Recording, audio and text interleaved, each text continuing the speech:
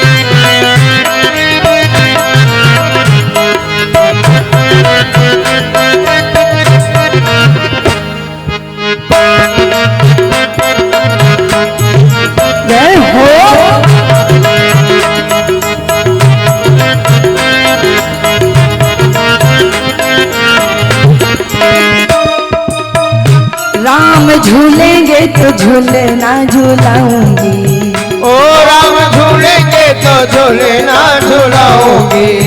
हो राम झूलेंगे तो झूलना झूलाऊंगी, राम झूलेंगे तो झूलना झूलाऊंगी। मैं तो मीठे मीठे भजन सुनाऊंगी, ओ मैं तो मीठे मीठे भजन सुनाऊंगी। ओ मैं तो मीठे मीठे भजन सुनाऊंगी, हाँ मैं तो मीठे मीठे भजन सुनाऊंगी। मेरे जिंदगी के सारे पाप धुल जाएंगे, राम आएंगे। मेरी जिंदगी के सारे पाप धुल जाएंगे, राम आएंगे। राम आएंगे आएंगे राम आएंगे, ओ राम आएंगे आएंगे राम आएंगे।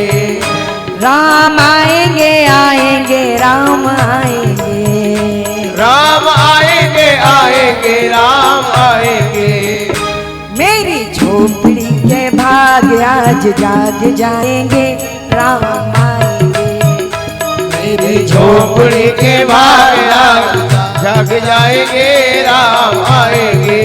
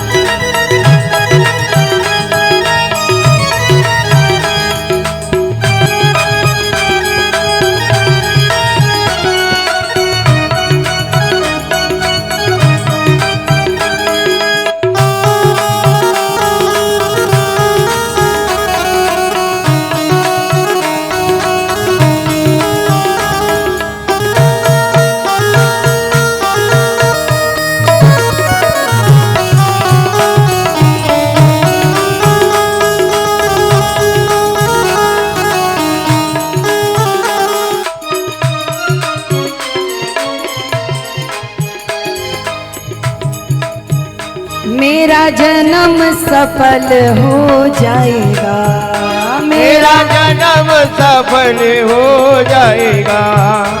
मेरा जन्म सफल हो जाएगा, ओ मेरा जन्म सफल हो जाएगा।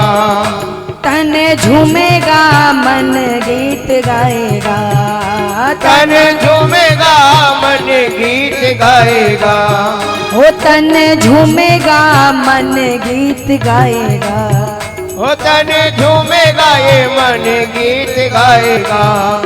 राम मेरी किस्मत को चमकाएंगे, राम आएंगे, राम मेरी किस्मत को चमकाएंगे, राम आएंगे।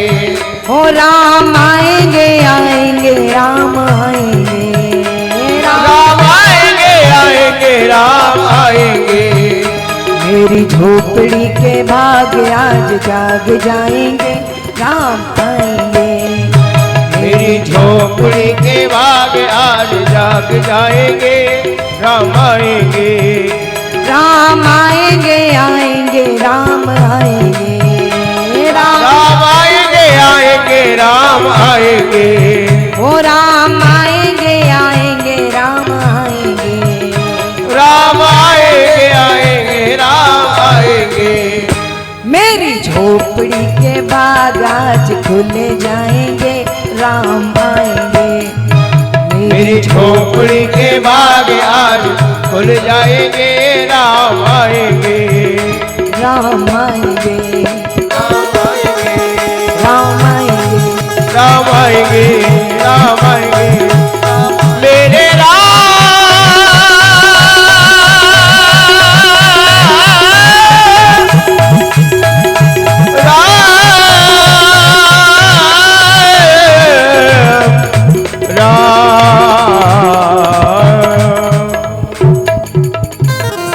बोले राघवेंद्र सरकार की जय।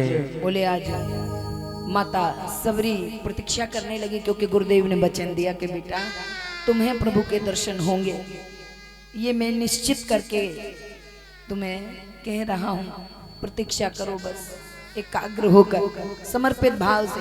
वो आएंगे, जरूर आएंगे। और बेटा जब वे आए तो हे सबरी, मैं तो समय नहीं रहूंगा, लेकिन जहां मेरी समाधि होगी, मेरी समाधि पर एक बार राम जी से कह देना, स्पर्श कर दे, क्योंकि मैं उस समय नहीं रहूंगा।